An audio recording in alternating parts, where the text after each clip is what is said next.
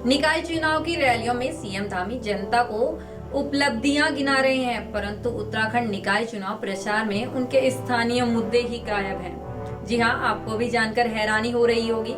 नमस्कार, आप देख रहे हैं उत्तराखंड टाइम और मैं हूं आपके साथ अनुरागनी चौहान। उत्तराखंड निकाय चुनाव के प्रचार का आज मंगलवार को अंतिम दिन है। आज 5 बजे के बाद प्रचार बंद हो जाएगा। 23 जनवरी को उत्तराखंड में मतदान होगा। 25 जनवरी को चुनाव परिणाम आने के साथ ही यह तय हो जाएगा कि आखिरकार उत्तराखंड के निकाय चुनाव में कौन सी पार्टी अपना कब्जा करने में कामयाब रही है। इधर सीएम धामी ने बीजेपी की ओर से चुनाव प्रचार की कमान संभाल रखी है।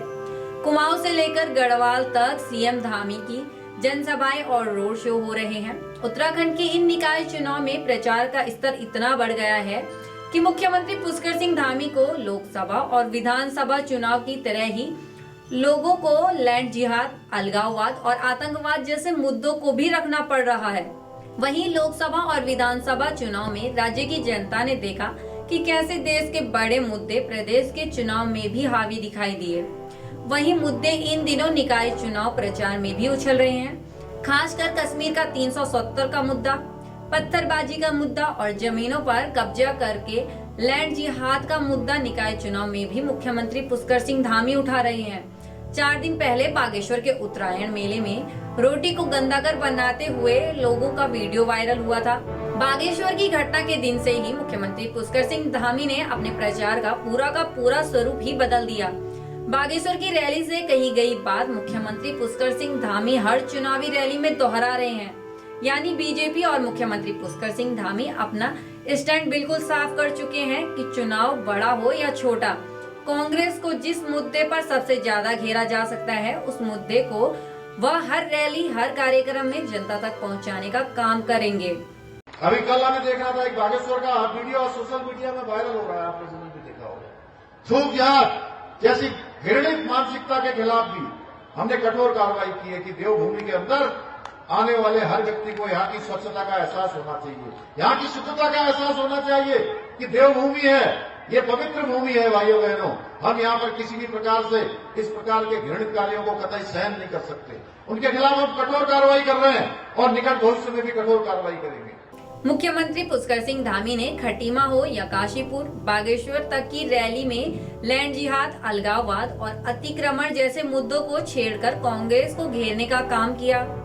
मुख्यमंत्री पुष्कर सिंह धामी ने काशीपुर में हुई रैली में कहा कि जिस तरह से उत्तरायणी मेले में कुछ लोगों का वीडियो वायरल हुआ, हम इन हरकतों को जरा भी बर्दाश्त नहीं करेंगे। राज्य में थूक जिहाद, लैंड जिहाद और अतिक्रमण के खिलाफ उनकी सरकार लगातार कानून बना रही है और ऐसे लोगों पर कार्यवाही भी की जा रही है। सीएम धामी ने सोमवार 20 जनवरी को भी मसूरी और उत्तरकाशी की रैली में जनता को बताया कि कैसे राज्य में कांग्रेस उन लोगों के साथ खड़ी है जो लोग देश के खिलाफ काम कर रहे हैं। आज भी जब मैं सवेरे कल एक घटना हुई थी गौकसी की, हमने कहा कि गौकसी करने वाले, जिहादी अलगाव करने वाले, तोड़ करने वाले, खूब जिहाद को बढ़ावा देने वाले, लैंड जिहाद को बढ़ाने वाले, दंगा करने वाले, ये देवभूमि उत्तराखंड में किसी भी कीमत पर इनको कोई बर्दाश्त नहीं करेगा। भाइयों बहनों, और हमने उनके खिलाफ कठोर कार्रवाई की है। मसूरी जैसे सैनिक बहुमूल्य क्षेत्र में जनता को संबोधित करते हुए मुख्यमंत्री पुष्कर सिंह धामी ने कहा कि अलगाववाद, आतंकवाद और जिहादी मानसिकता वाले लोगों को हम जरा भी नहीं बख्शेंगे। उत्तरकाशी की रैली में भी मुख्यमंत्री पुष्कर सिंह धामी ने गौकशी, लैंड जिहाद जैसे मुद्दों को जनता के सामने रखा।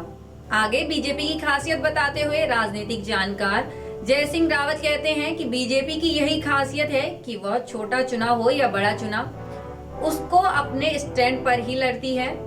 एक और भाजपा की सरकार है जो उत्तराखंड को देश का अग्रणी राज्य बनाने के लिए अपने विकल्प रहित संकल्प, यानी कि जिस संकल्प में कोई विकल्प नहीं है कि उत्तराखंड हमारा देश का नंबर 1 राज्य बने, देश का अग्रणी राज्य बने, देश के अग्रिम पंक्ति के राज्यों में उत्तराखंड का नाम हो, उत्तराखंड हिंदुस्तान का श्रेष्ठ राज्य हो, इस मूल मंत्र के साथ काम कर रहे हैं। वहीं दूसरी ओर कांग्रेस पार्टी है, अन्य पार्टियां हैं, ये केवल और केवल भ्रष्टाचार और तुष्टीकरण के आखंड में डूबी हुई हैं। एक और भाजपा है जो आदरणीय मोदी जी के नेतृत्व में सनातन संस्कृति के संवर्धन के लिए काम कर रही है, संरक्षण के लिए काम कर रही है।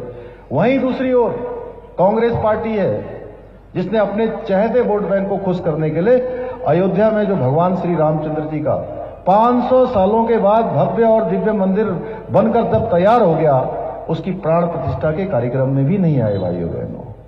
आप सोचिए कि उनको न्योता भेजा गया कि आइए आप, लेकिन वो नहीं आए। जानते क्यों नहीं आए? वो इसलिए नहीं आए, उनको पता था कि अगर हम भगवान रामचंद्र जी के प्राण प्रतिष्ठा के कार्यक्रम में सम्मिलित हो गए तो एक विशेष वोट बैंक हमसे दूर चला जाएगा। जानते हैं ना कौन सा वोट बैंक है वो? जिन चुनाव में सड़क, बिजली, पानी जैसी सुविधाओं पर बात होनी चाहिए, उसमें भी बीजेपी अगर नेशनल मुद्दों को उठा रही है तो समझ लीजिए कि बीजेपी को सुनने वाली क्लास अलग है। जय सिंह रावत आगे कहते हैं कि अच्छा होता कांग्रेस हो या बीजेपी, दोनों ही पार्टियों के नेता छोटी सरकार के छोटे मुद्दों पर बातचीत करते। लोकसभा और विधानसभा चुनाव में इन मुद्दों को जनता सुन चुकी है। इस निकाय चुनाव में तो गली मोहल्ले, चौक चौराहों की बात होती है।